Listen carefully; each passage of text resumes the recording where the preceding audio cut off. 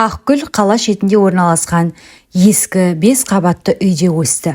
Олардың пәтері 4-ші қабатта еді. 2 бөлмелі, ас үй шағын, қабырғасындағы сары түс қағаз күнге күйіп кеткен. Терезеден балалар алаңы көрінетін. Анасы ол 6 жасқа толғанда өмірден өтті. Сол күннен кейін есінде тек көмескі елестер ғана қалды. Жылы жымиыс, ас үйден аңқыған бауырсақтың иісі, шашын өріп беретін жұмсақ қолдар мен ұйықтар алдындағы әлдей. Анасы қайтқан алғашқы жылы Ақгүл мен әкесі өмірді тұман арасында өткізгендей кешті. Әкесі кеш сайын ас үйде үнсіз отыратын, ал кішкентай қыз оның тізесіне шығып алып, қырынбаған бетіне алақанын тигізетін. Таңертең өзі шашын өрмекке тырысатын, өрімі қисық, резеңкесі сырғып кететін. Мектепте мұғалімі оның жағасын түзеп, бантигін байлап беретін, ал сыныптастары өз асымен бөлісетін. Үйде көбіне тамақ болмайтын. Өйткені әкесі дүкенге баруды ұмытып кеткен. Ақгүл 8 жасқа толғанда олардың өмірінде Сайра есімді әйел кірді. Ол да әкесімен бір көлік компаниясында істейтін. Ұзын бойлы, шашын қызыл түске бояған, даусы қатты әрі күлкісі жайнаңдаған әйел еді. Ол Ақгүлдің тыныш мінезді, сары шашты, мейірімді анасына мүлде ұқсамайтын. Сайра алғаш рет оларға азық-түлік толы пакетпен келіп, ас үйді әп-сәтте ретке келтіріп тастады. Құдай-ау, сендер осылай өмір сүрдіңдер ме? Деп басын шайқап, ескі консервілерді тастап, сөрелерді сүртіп шықты. 3 сағаттан кейін ас үй жарқырап тұрды. Үстелде буы бұрқыраған, бауырсақ. Ақгүл үстелде аяғын бұлаңдатып отырып, әкесінің Сайраға қараған көзқарасын байқады. Ол бұрын ешкімге бұлай қарамаған. Көп ұзамай Сайра өз балалары Қуаныш пен Мұратты бірге көшіріп келді. Алғашқы айлар нағыз ертегідей еді. Пәтерде жаңа перделер, терезе алдында гүлдер қойылды. Таңертең кофенің және қуырылған нанның иісі аңқып тұратын. Сайра балаларды оятып, сабақтарын тексеріп, киімдерін дайындайтын. 2 жылдан бері алғаш рет Ақгүлдің шашы ұқыпты өріліп, жағасы үтіктеле бастады. Міне көрдің бе, бәрі жақсы ғой, дейтін әкесі кешке құшақтап. Енді бізде шын отбасы бар. Бірақ ертегі ұзаққа созылмады. Әуелі ұсақ нәрселерден бастады. Мерекеде торттың ең жақсы бөлігі Мұратқа бұйыратын. Қуанышқа жаңа телефон сатып алады, ал Ақгүлге ескі батырмалы беріле салды. Саған смартфон не керек? Тек алаңдайсың ғой, дейтін Сайра. Кейінірек әділетсіздік анық сезілді. Ата-аналар жиналысында Сайра тек өз балалары үшін барып, сен онсыз да жақсы оқисың, деп Ақгүлге көңіл бөлмейтін. Демалыс сайын Мұрат шахматқа, Қуаныш футболға апаратын, ал Ақгүл үйде қалатын. Үйді жинайтын біреу керек қой. Ол еден жуып, шаң сүртіп, ас әзірлейтін де, содан соң сабақтарын оқитын. Сол сабақтар ғана оған болашаққа деген үміт сыйлайтын. Әкесі сирек келетін, көбіне жолда, қосымша рейсте жүретін. Үйге шаршап келсе, Сайра оны жылы аспен, жақсы жаңалықпен қарсы алатын. Қуаныш жарыста өнер көрсетті. Мұрат та шахматтан орын алды деп мақтанып отыратын.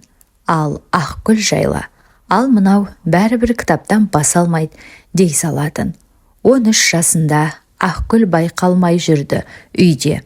Барлығы тамақтанып болған соң ас үйге кіріп, қалғанды жылытып жеп, ескі үстелде сабақтарын оқитын. Ал бұл кезде Қуаныш пен Мұрат теледидар көріп отыратын.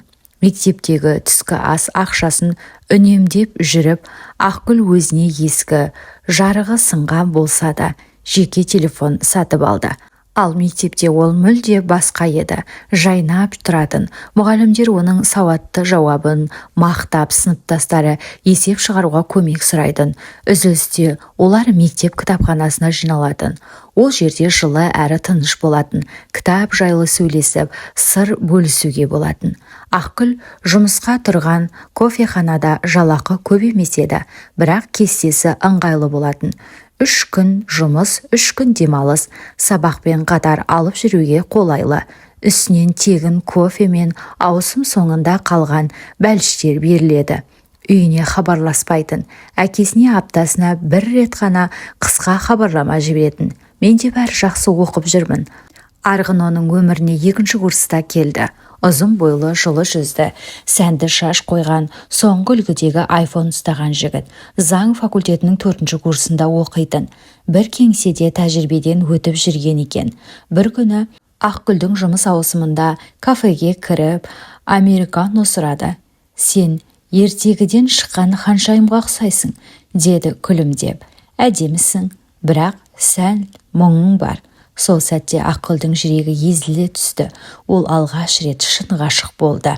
Арғын сымбатты, сыпайы, әсерлі сөйлейтін.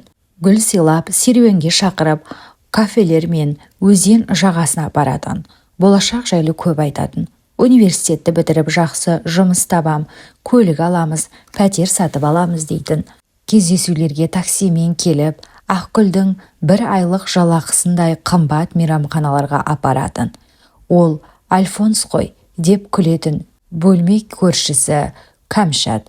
Студенттің ақшасы қайдан болсын? Әке-шешесінің есебінен жүр ғой. Бірақ Ақгүл ешкімді тыңдағысы келмеді. Өйткені алғаш рет оны біреу сүйгеніне қарап, жылы сөз айтып, арман сыйлаған еді. Сайра үйіндегі суық күндерден кейін бұл бәрінен де шынайы ертегі секілді көрінді. Олар жарты жылдан соң үйленді. Той емес, жай ғана некелерін тіркеді. Шағын дастархан, студенттік кафеде. Әкесі келе алмады, рейсте екен. Сайра WhatsApp арқылы құрғақ құттықтау жазып жіберді.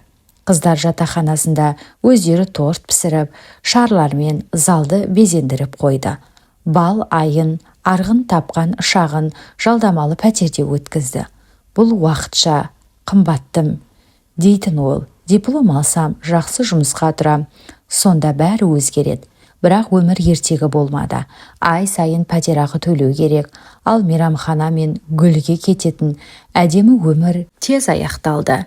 Көрінгендей, Арғын көбіне ата-анасының ақшасына күн көрген. Ал олар кенет үйленгенін естіп ренжіп көмектесуді доғарған екен. Ақгүл кофеханада жұмысын жалғастырып, сырттай оқуға тапсырды. Арғын болса шағын заң кеңсесіне орналасқан, бірақ жалақысы мардымсыз еді. Содан қарамастан ол үнемі аз қалды, мені байқайды, қызметім өседі, бәрі жақсы болады деп сендіріп жүретін. Жүктілік туралы хабар екеуіне де тосыннан тиді. Ақгүл төсектен тесті ұстап отырып, есін жия алмай қалды. Қалай енді? Бізде үйде жоқ, ақша да жоқ. Керемет қой деп, керісінше қуанды Арғын. Атанам енді көмектеседі, немере күтеді ғой. Шынында да оның ата-анасы жібіп, жас отбасыға кеңірек пәтер жалдап беріп, арба мен керует сатып берді. Ақгүл сырттай бөлімге ауысты, басқа амал болмады. Құрсағында үлкейген сайын кофе машинаның артында тұру қиындыққа түсті. Сұлу дүниеге келгенде ол перзентханадан жалғыз болды. Арғын отбасы үшін маңызды кездесу деп кетіп қалған. Бұл болашақ үшін қымбаттым деген еді. Мен де отбасымды ойлауым керек қой. Түнде толғағы басталды. Ол жедел жәрдем шақырып, қолында телефонын қысып дірілдеп отырды. Арғын тұтқаны көтермеді. Таңғы уақытта дүниеге сұлу келді. Кішкентай, сәл қисық мұрынды, қоңыр көзді сәби. Дәрігер оны Ақгүлдің кеудесіне салғанда әлем тоқтап қалғандай болды. Сәлем менің алтын бөпем деп сыбырлады ол. Ал көзінен жас парлап кетті. Арғын кешке келді. Қолында гүл шоғы, жүзінде кінәлі күлкі. Кешірші, телефонның қуаты бітіп қалыпты, бірақ мен жақсы жаңалықпен келдім, деді ол. Маған жаңа жұмыс ұсынды. Сұлу дүниеге келгеннен кейін алғашқы айлар тұман ішінде өткендей болды.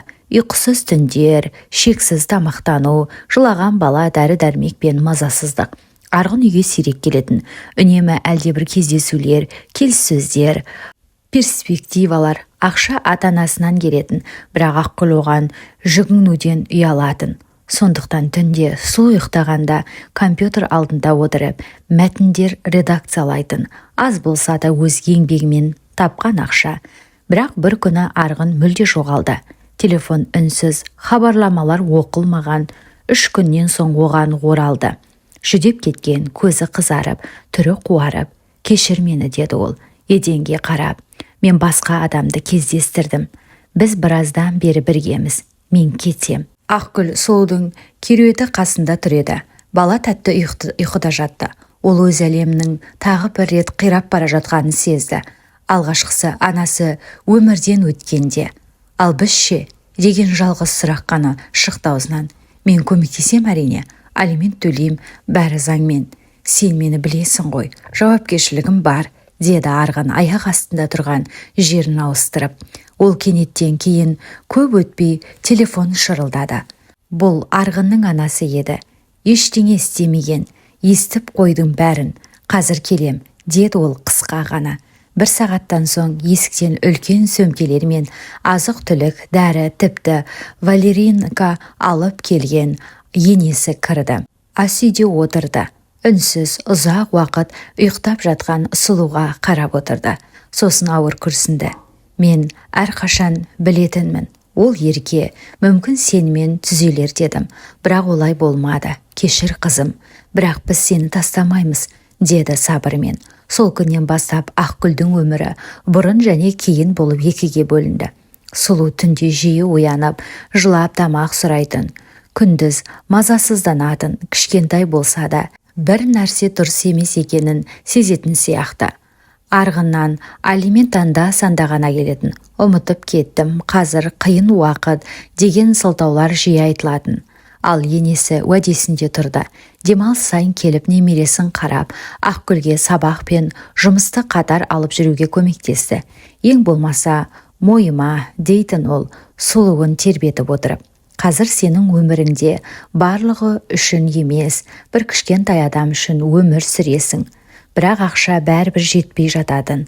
Жүргек, балаға тамақ, дәрілер, бәр қымбат. Ақгүл аптасына бірнеше ауысымға болса да, қайта кофеханаға жұмысқа шықты. Бақытына орай енесі немересіне қарады. Түнде сұлуды ұйықтатып отырып, Ақгүл телефоннан бос жұмыс орындарын ақтарып шығатын. Сол кештердің бірінде ол хабарламаларды көрді. IT компаниясында бухгалтер, стажер қажет. Қашықтықтан жұмыс істеуге болады. Үмітсіз болса да түйіндемесін жіберді. Кім алады дейсің? Балалы, дипломсыз деп ойлады. Бірақ күтпеген жерден оны сұхбатқа шақырды. Бас есепшісі Майра 50 шамасындағы, шашы сұры, көзқарасы өткір әйел еді. Мұнда үзіліс бар екен, деді қағазды қарап отырып. Демек, декрет. Я, деді Ақгүл қысылып. Қызым 8 айлық. Ал кім қарайды балаға? Енем көмектеседі. Майра көзілдіргінің үстімен қарап, сәл жымиып қойды. Онда былай істейік, сені қашықтықтан жұмысқа аламыз. Аптасына 1 рет жиналысқа келесің, қалған уақытта үйде істейсің. Келісесің бе? Келсем, деп Ақгүл даусы дірілдеді. Осылай жаңа өмір басталды. Күндіз жұмыс, кешке сұлуды ұйықтату, ал түнде дипломдық жұмыс, шаршау, ұйқысыздық. Бірақ бұрынғыдай емес, енді оның өмірінде мақсат пен сенім бар еді. Күндер өте келе, Ақгүлдің өмірі біртіндеп түзеле бастады. Ақша да, ертеңге дейін сенім де пайда болды. Сұлу өсіп, алғашқы қадамдарын жасап, алғашқы сөздерін айта бастады. Енесі оған балабақша тауып берді. Менің танысым сол жерде меңгеруші болып істейді, деді ол жылы жымиып. Бірақ сұлу алғашқыда балабақшаға үйрене алмай, таң сайын жылап, анасынан айырғысы келмейтін. Ақгүл оны қалдырып кетерде жүрегі езіліп кететін. Бірақ басқа амалы жоқ еді. Сол қиын күндердің бірінде балабақшада жаңа әке пайда болды. Ол ұлын көрші топқа алып келеді. Ұзын бойлы, самайын ақ қырау шалған, мейірімді көзді адам. Ақгүл онымен дәлізде киім шешетін жерде соқтығысып қалады. Сұлу жылап, шұлығын киімей қырсығып отырғанда, ол иіліп, көмектесейін бе деді. Менің атым Дастан, ал бұл менің ұлым Қуат. Бізде әр таң сайын осылай күресеміз, деп күліп қойды. Кейін белгілі болды. Дастан жетім. Жары 3 жыл бұрын қайтыс болыпты. Қуат 4 жаста, Сұлудан сәл үлкен. Дастан да сол компанияда программист болып істейтін, тек басқа бөлімде. Уақыт өте олар таңертең жиі жолығып, кейде балаларды бірге алып қайтатын болды. Сұлу Дастан ағасына тез үйір болып кетті. Ал ұяң Қуат Ақгүл әпке деп атай бастады. Бір күні төртеуі бірге кафеге барды. Балалар балмұздақты жеп мәз, ал ересектер үнсіз, бірақ жылы сөйлесіп отырды. Келесі жолы Дастан Ақгүлді жеке шақырды. Балаларға енесі қарап қалды. Білесің бе, деді Дастан кофе араластырып отырып. Назым кеткен соң өмір бітті деп ойлағам, ал сені кездестірген соң қайта тыныс алуды үйренген деймін. Олардың қарым-қатынасы табиғи, асықпай, өзінен өзі өрбіді. Ортақ серуендер, саябақтағы кештер, зообаққа бару, балалар алаңдарындағы күлкі. Дастан сенімді адам еді. Уәде берсе орындайтын, үлгермесе алдын ала ескертіп қоятын. Сұлуды, Қуатты бірден құшағына алып, екеуіне де ертегі оқитын, әткеншекке тербететін. 6 айдан соң олар бірге тұра бастады. Балабақшаға жақын жерден кең пәтер жалдады. Балалар ортақ бөлмені бөлісіп, таң сайын жастықпен соғысып ойнайтын, ал кешке плюш ойыншықтарын құшақтап бірге ұйықтайтын. Бір кеште Сұлу ұйықтар алдында сұрады. Апа, Дастан аға енді менің әкем бе? Ал сен қалай ойлайсың? Қалайсың ба? Оның әке болғанын ұнатасың ба? Иә, қалаймын. Ол мейірімді, ертегіні сенен де жақсы оқиды. Бірақ бір күні бәрін бұзуға тырысқан таныс есім қайта оралды. Арғын. Ол кенет WhatsApp арқылы жазды. Қызымды көргім келеді. Олар бұрын жақсы көретін кафеде кездесті. Арғын өзгерген. Шашы сирек, жүзінен шаршау мен өкініш сезіледі. Қымбат, бірақ қырысы түскен костюм киген. Сұлу анасына тығылып, оны тани алмады. Бұл әкем емес, бөтен адам сияқты деді. Сен жақсы көрініп тұрсың, деді Арғын бұрынғы еліне көз тастап. Рахмет, деді Ақгүл сабырмен шашының ұшын түзеп. Шаш үлгісі жаңа, қолдары күтімді, жүзінде тыныш сенімділік бар. Ал бұрынғы Ақгүл емес еді. Естуімше тұрмысқа шығайын деп жүрсің бе? Иә, өте жақсы адамға. Арғын үнсіз отырып кішкентай қыздың десердің шанышқымен дұрыстап отырып қарады. Мен бәрін құртып алдым, иә, деді ақырын. Бәрі жақсы болады, деді Ақгүл жай ғана. Болары болды, қайғырып қайтесің. Кешке балаларды ұйықтатып жатып, Дастанның телефонымен сөйлесіп тұрғанын естіді. Жоқ, 4 бөлмелі керек, деді ол риэлторға байыппен. Біз 3 емес, 4 едік қой. Ақгүл күлімсіреп қойды. Енді ол бақыттың не екенін білді. Бұл тыныштық, сүйіспеншілік пен сенімге толы жайлы үй іші еді. Балалар бөлмесі, сенің жұмыс бөлмең және тағы бір бос бөлме. Кім білет, бәлкім ертең інісі немесе қарындасы пайда болар, деді Дастан жымиып. Ақгүл қабырғаға сүйеніп, үй ішіндегі тыныш жылы дыбыстарды тыңдап тұрды. Дастан телефонмен сөйлесіп жатыр. Жаңа пәтер көруге уақыт белгілеуде. Балалар бөлмесінен Сұлу мен Қуаттың даусы шығады. Бір нәрсеге таласып, қайта күлісіп кетеді. Ас үйден шәйнек ысылдап қайнай бастады. Бұл оның үйі, оның отбасы. Шын, тірі, нағыз отбасы. Телефон пилк етіп дыбыс естілді. Енесінен хабарлама келді. Қызым, ертең соғып кетші. Алма қосып сенің сүйікті бәлшіңді пісіріп қоям. Ақгүл еріксіз күлімсіреді. Өмір ақырын орнына келді. Ертегі секілді емес, шынайы қарапайым адамша. Таңғы асығыстық, буы бұрқыраған ванна, бүкіл үйге шашыраған ойыншықтар, аздап күйген жұмыртқа мен балалар байқамай тұрғатын ұрланып берілетін сүйіс. Міне осындай шын өмір. Қарапайым бірақ дәл сондай бақытты өмірді ол әрқашан армандаған. Әңгімені соңына дейін тыңдағаныңыз үшін алғыс білдіреміз. Осы оқиға туралы өз ойыңызды пікірге жазыңыз. Біздің арнаға жазылыңыз және бұл хикаяны жақындарыңызбен бөлісіңіз. Сіздің қолдауыңыз бізге жаңа әсерлі әңгімелі жазуға шабыт береді. Жаңа бейнені жоғалтпаңыз. Ол дәл қазір сіздің экраныңызда. Бақытты болыңыздар.